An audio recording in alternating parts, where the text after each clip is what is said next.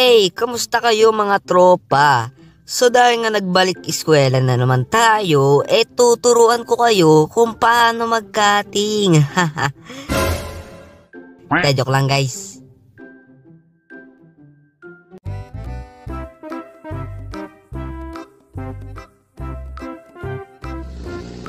Subscribe!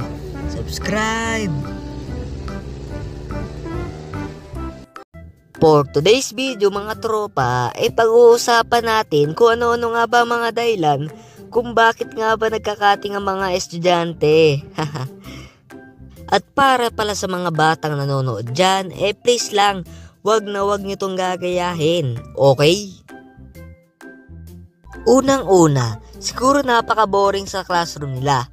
At yung nagtuturo ng teacher nila, nakakaantok, napaka-boring. Kaya mapapaisip na lang siya na mag-cutting. Hays, ang boring naman. Makapag-cutting na nga lang. Which is wag yung pularang mga bata. Sumunod, siguro may gusto silang panoorin sa TV na anime or kung ano mang palabas. Hala, magnanay na pala. Magsisimula na yung paborito kong palabas sa TV. At eto pa, dati may kaklase ako na mahilig mag-cutting classes.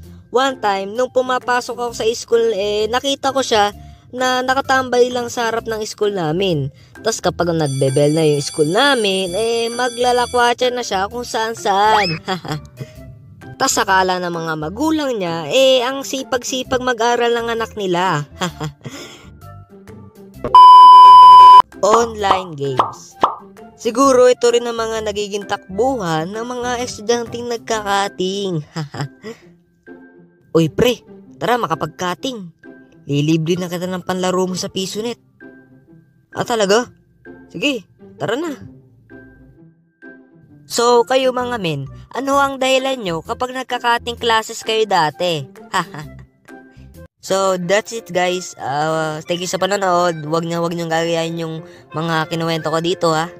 At para pala sa mga batang nanonood dyan, ayusin nyo yung pag-aaral nyo. Yun lang. Bye-bye!